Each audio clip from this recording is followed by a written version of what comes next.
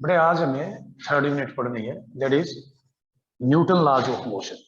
ठीक है, competitive exam में भी इंपॉर्टेंट है, कई सारे न्यूमेरिकल्स इसके आते हैं। Big force all of you know from 10th class, may be from 9th class. Force, it is the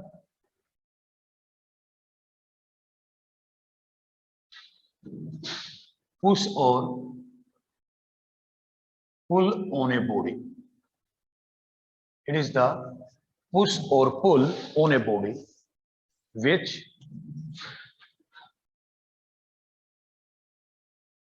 changes or tends to changes its state. Its state. बड़े force किसी भी बॉडी पर लगाया गया पुल या पुश है, आप उसको जर्क दे रहे हैं, जिसकी वजह से बॉडी अपनी स्टेट चेंज कर रही है। स्टेट का मतलब यहाँ पे स्टेट मैटर वाली नहीं है, यहाँ स्टेट का मतलब है आइदर ऑफ रेस्ट और मोशन। हम किसी बॉडी के ऊपर फोर्स लगा रहे हैं जिसकी वजह से वो अपनी स्टेट चेंज कर रही है, रेस्ट में है तो मोशन में आ रही है, मोशन में है तो रेस्ट में जा रही है। जरूरी नहीं है चेंज करे, या चेंज करने की कोशिश कर रही है। टेंस टू चेंज का मतलब it try to change its state. These are of two types. Here we discuss these are of two types.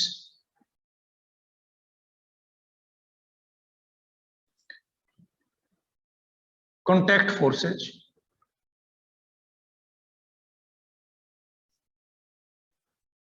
a force which changes or tends to changes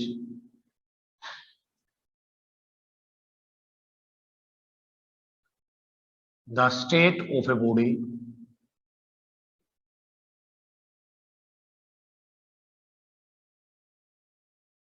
by coming in contact with it. By coming in contact with it. ऐसी force जो एक body के contact में आने के बाद उसकी position, उसकी स्टेट चेंज करती है, उसे हम कांटेक्ट फोर्स कहते हैं। फॉर एग्जांपल, कई सारे एग्जांपल्स हैं रूटीन में, हमें जो ऑब्जर्वेशंस है कई सारी वो यही रही है। ए ball hitting bye a bat, cricket. बड़ा एक बैट से हमने एक बॉल को हिट किया तो वो बॉल मोशन में आ गई इन डिफरेंट डायरेक्शन। वो जो फोर्स है वो कैसी फोर्स है? कॉन्टैक्ट फोर्स है। फ्रिक्शनल फोर्स आगे पढ़ेंगे, अभी जस्ट लिख लेंगे। Frictional force, frictional force etcetera. Second one is your non contact forces. As name is clear, non contact forces यानी फिजिकली टच नहीं होता दो बॉडीज के बीच में, पर फोर्स लगा देते हैं, या फिजिकल टच था। कॉन्टैक्ट फोर्स का टचिंग फोर्स है, जो टच होने के बाद लग रही है दो bodies. A force which changes or tends to changes or tends to changes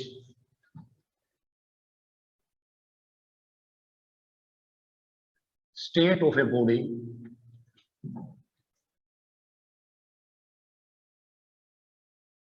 without contacting, without being in contact। बिना कांटेक्ट में आए बेटा। कौन सी ऐसी force? You know very well. For example, बेटा एक मैग्नेट अट्रैक्ट कर रही है आयरन पार्टिकल्स को बिना टच में आए। एक बॉल मैंने ड्रॉप कर दी, अर्थ अट्रैक्ट कर रही है। रास्ते में जब वो बॉल एयर में है, अर्थ टच थोड़ा कर रही है, तो वो जो फोर्स है वो क्या कहलाएंगे? हमारी non touching forces, non contact forces. For example, force by magnet on iron nails और ग्रेविटेशनल फोर्स. शॉर्ट में लिख रहा हूं मैं, ग्रेविटेशनल फोर्स एटसेट्रा. ये कुछ एग्जांपल है हमारे नॉन कॉन्टैक्ट फोर्सेज के. बेटा फोर्स के बारे में बेटा अलग अलग जो फिजिसिस्ट हुए, शिक्षाविद हुए, पहले तो मिक्स था सब, फिजिक्स केमिस्ट्री अलग अलग, कुछ नहीं था ऐसा, तो उन्होंने अपने अपने व्यूज दिए. First one you have to discuss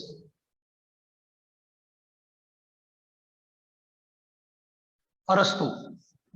उसने क्या बताया फोर्स के, इसको ना फॉल्सी भी कहते हैं. फॉल्सी इसलिए कहा जा रहा है क्योंकि उसने काफी कुछ उसका जो कॉन्सेप्ट था वो थोड़ा सा डेविएटेड था, थोड़ा सा गलत था जो एक्चुअल में होना चाहिए, तो इसको बोल दिया उसने अरस्तु फॉल्सी.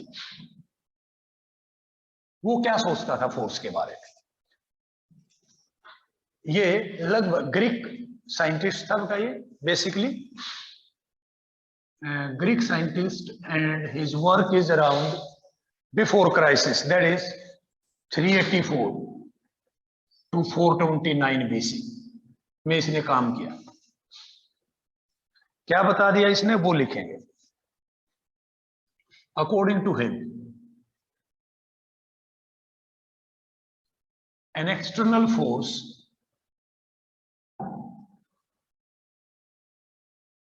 is required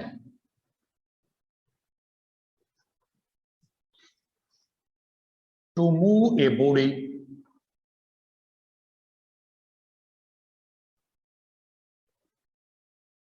uniformly. लेकिन अगर हम एक बॉडी को लगातार मूव करवाना चाह रहे हैं, according to him an external force is required to move a body uniformly with constant velocity या यूनिफॉर्म वेलोसिटी. ये इसमें भी आ जाता है. कोई भी बॉडी बिना एक्सटर्नल फोर्स के, बिना बाहर की फोर्स अप्लाई किए लगातार चल नहीं सकती. यानी उसके ऊपर कोई एक्सटर्नल फोर्स हमें लगानी पड़ेगी तब वो आगे चलेगी, नहीं तो थोड़ी देर के बाद रुक जाएगी. उसने एग्जांपल दिए कि मैंने एक बॉल थ्रो की, थोड़ी देर बाद जाके रुक गई. क्यों? क्योंकि हमने उसके बाद उसके ऊपर फोर्स लगाना बंद कर दिया, ऐसा अरस्तु ने बताया. फॉल्सी क्या है? ये कह रहा है ये सही नहीं है भाई. आज आप देखते हैं हमने एक सैटेलाइट लॉन्च कर दिया अर्थ के चारों तरफ, अब फोर्स थोड़ा लगा रहे हैं, वो घूमे जा रहा है. अर्थ है सन के चारों तरफ घूम रही है, अब कोई उसको धक्का थोड़ा दे रहा है. क्लियर है? इसका मतलब कहीं ना कहीं इस स्टेटमेंट में फ्लोज है कि हमेशा एक्सटर्नल फोर्स नहीं चाहिए. एक बॉडी अगर मोशन में है और उसके ऊपर कोई रेजिस्टिव फोर्स नहीं लग रही है, कोई एक्सटर्नल रेजिस्टिव फोर्स जो उसके मोशन को रोक रही हो वो नहीं लग रही है, तो वो बॉडी अपने आप चलती रहती है, जो जैसा है वैसा रहता है रियल में. पर इसने क्या बताया कि कोई भी बॉडी जब मूव करेगी जब उसके ऊपर लगातार एक एक्सटर्नल फोर्स लगी रहेगी. क्लियर है? It is corrected by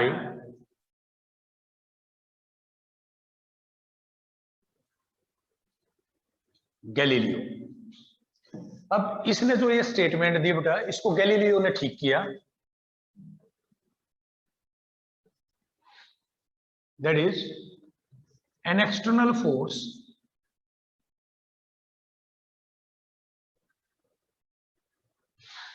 is required to move a body uniformly only if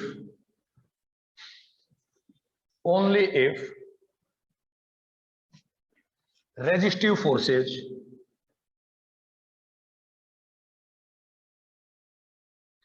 like friction, पढ़ा है आपने, like friction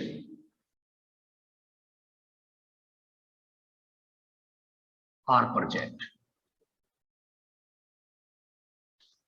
इसने बताया कि भाई एक्सटर्नल फोर्स सिर्फ और सिर्फ जब चाहिए जब उस बॉडी को कोई रोकने वाली दूसरी फोर्स लग रही हो। जैसे फ्रिक्शन है, एक बॉल मैंने फेंकी, वो अपने आप क्यों रुक रही है? क्योंकि फ्रिक्शन लग रहा है अर्थ के साथ। एक फुटबॉल को मैंने किक आउट किया, वो थोड़ी देर बाद जाके लैंड करती है, उसके बाद रुक जाती है। क्यों रुक जाती है? क्योंकि वहां पे फ्रिक्शनल फोर्स लग रहा है। अगर फ्रिक्शनल फोर्स प्रेजेंट ना होते, यानी कोई भी फ्रिक्शन ना होता, वैक्यूम में हो रहा होता, तो एक बार मैंने उसको किक कर दिया तो इन्फिनिटी टाइम तक वो मोशन में रहती। ये इसने बताया। इसने क्या बताया था कि वैक्यूम में भी उसे मूव करना है तो इन्फिनिटी टाइम तक फोर्स चाहिए, एक्सटर्नल फोर्स हमेशा लगी रहनी चाहिए। इसने उसको करेक्ट किया कि नहीं भाई, अगर हमारे पास रेजिस्टिव फोर्स ना हो तो बॉडी के ऊपर कोई फोर्स लगाने की जरूरत नहीं है, तो भी वो चलती रहती है। Measure of mass of a body, that is greater the mass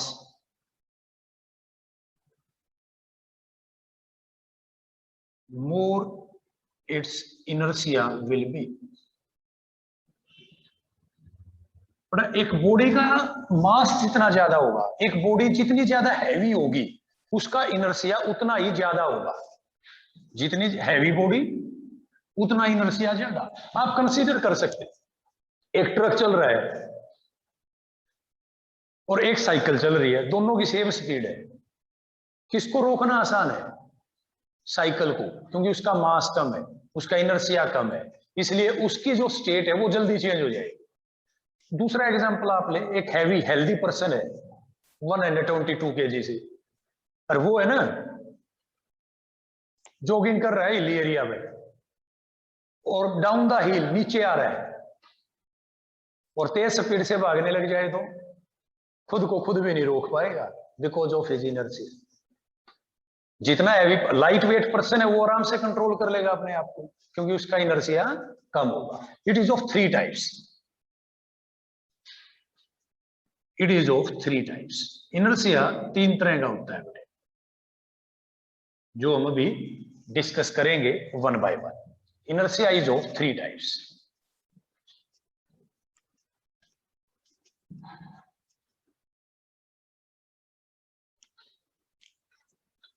First one,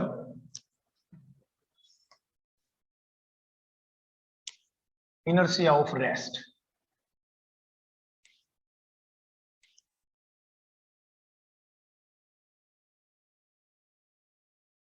Inertia of rest लिखेंगे, it is the inertia, it is the inertia of a body, it is the inertia of a body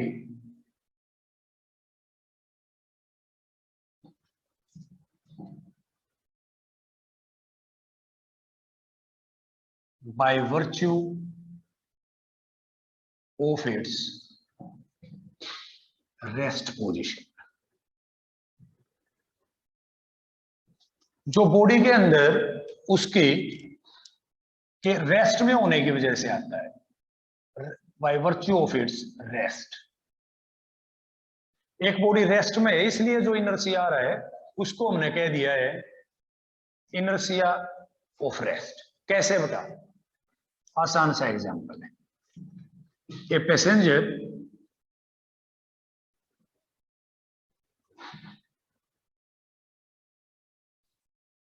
in a train feels the jerk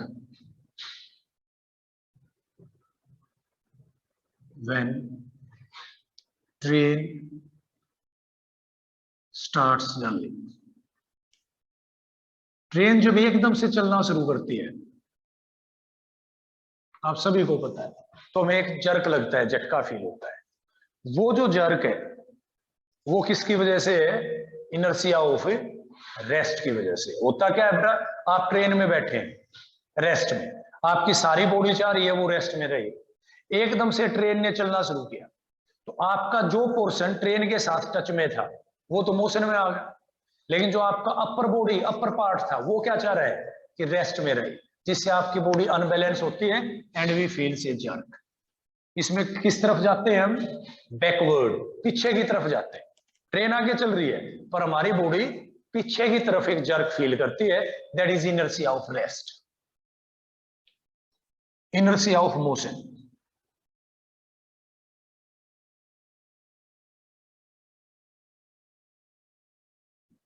inertia of motion, it is the inertia of a body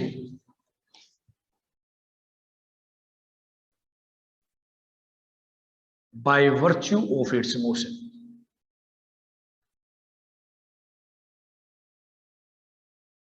By virtue of its motion. For example,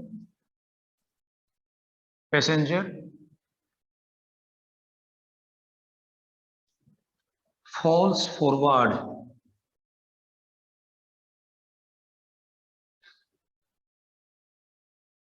if brakes are applied suddenly. Brakes of car applied suddenly. अगर एकदम से break लगाते हैं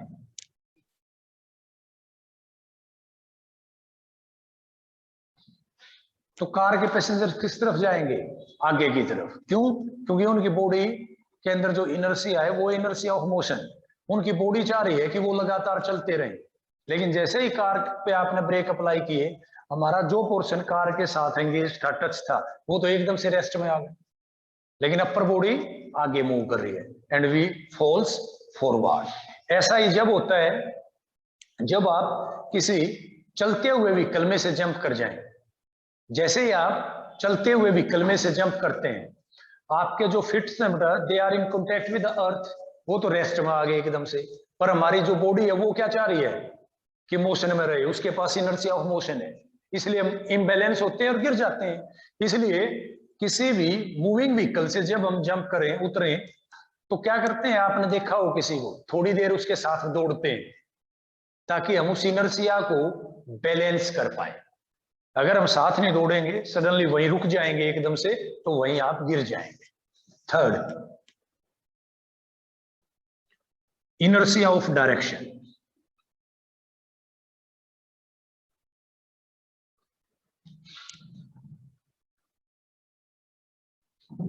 It is the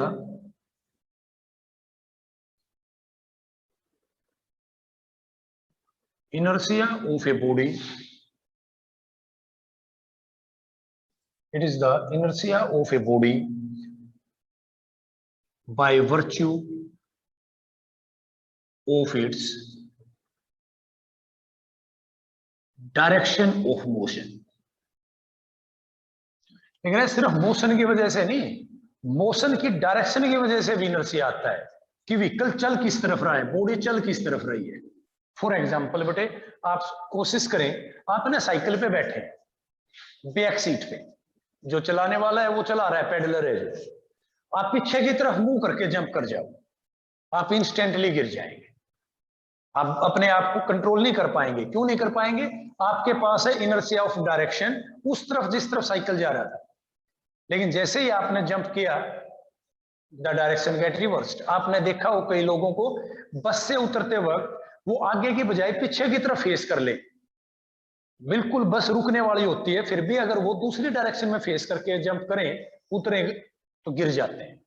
उतरते वक्त हमारा face हमेशा उस डायरेक्शन में होना चाहिए जिस डायरेक्शन में व्हीकल चल रहा था, otherwise inertia of direction imbalance कर देगा सब कुछ and you will fall down.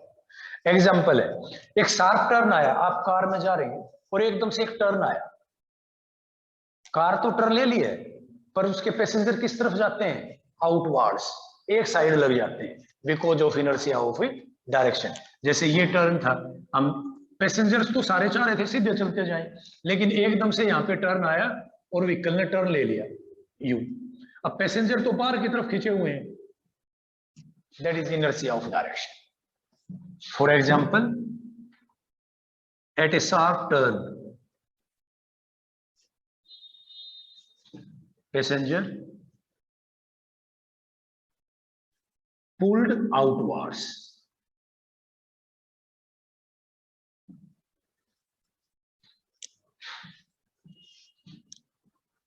In a moving vehicle, car कह लो, एक कार है, एक शार्प टर्न आता है, जैसे ही टर्न लेती है तो पैसेंजर सारे के सारे बाहर की तरफ पुल्ड हो जाते हैं because of inertia of direction.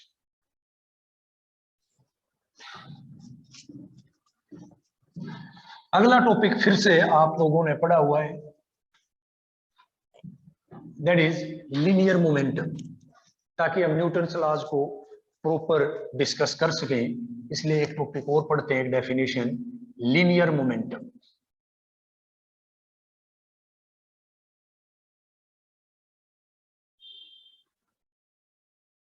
Linear momentum दो तरह से हम इसको डिफाइन करेंगे। First one is, it is defined as the amount of motion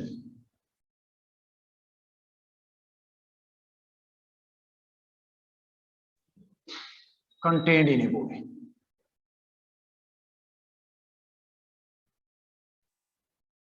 एक बॉडी के अंदर कितना मोशन है, कैसे वो वेलोसिटी एक्वायर करती है with respect to its mass, that is linear momentum. और it is defined as the product of mass and velocity of the body, that is P vector is equal to mv vector। इसको बेटे P से represent करेंगे, P with arrow, और in magnitude P is equal to mv। It is a vector quantity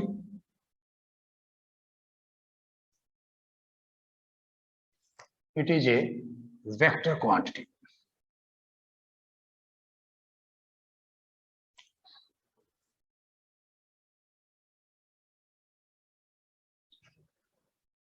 its direction is same as that of velocity। Its direction is same as that of velocity। Its SI unit is, यहां से ही समझे बेटा, mass की SI unit kilogram, velocity भी metre per second, so it's SI unit is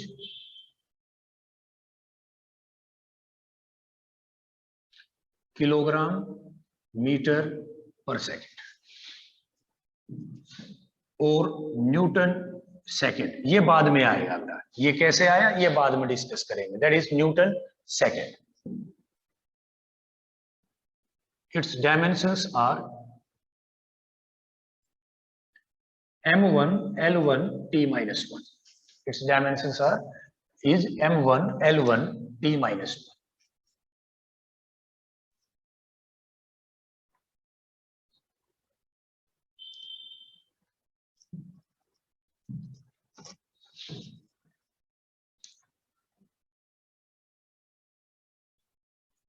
Newton's first law of motion,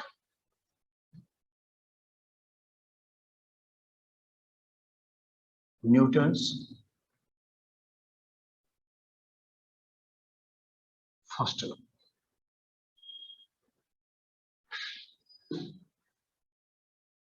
Newton first law, it states that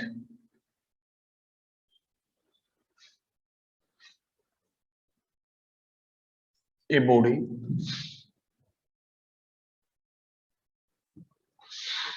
remains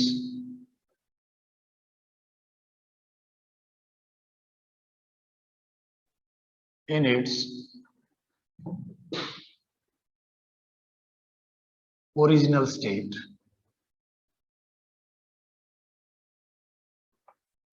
either rest or motion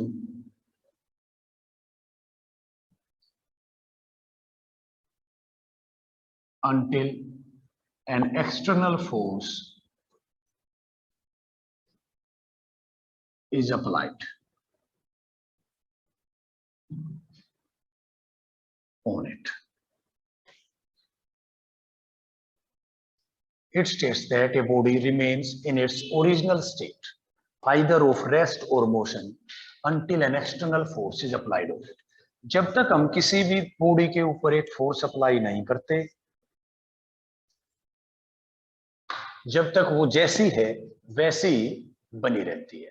rest में है तो rest में रहेगी, motion में है तो motion में रहेगी. For example, a book on A table.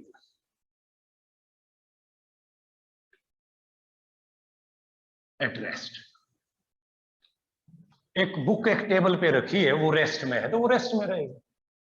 अब दूसरा, ये कहेगी फोर्स अप्लाई किए बगैर मोशन में कैसे रहेगी, तो मोशन का example, A satellite revolving around earth.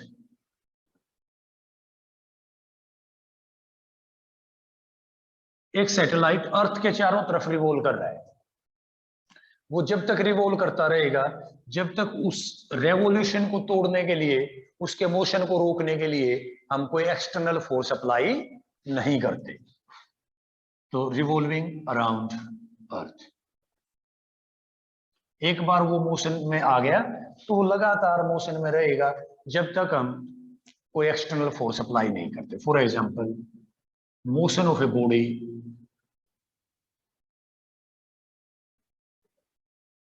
In space. Later on हम डिस्कस करेंगे इसके बारे में. बटे आज इतना ही करेंगे, ठीक है. कल हम न्यूटन सेकंड लॉ से कंटिन्यू करेंगे, उससे न्यूमेरिकल वर्क शुरू हो जाएगा, इसलिए आज इतना ही करवा रहा हूं. ओके, इसको ढंग से लर्न करके आना कल.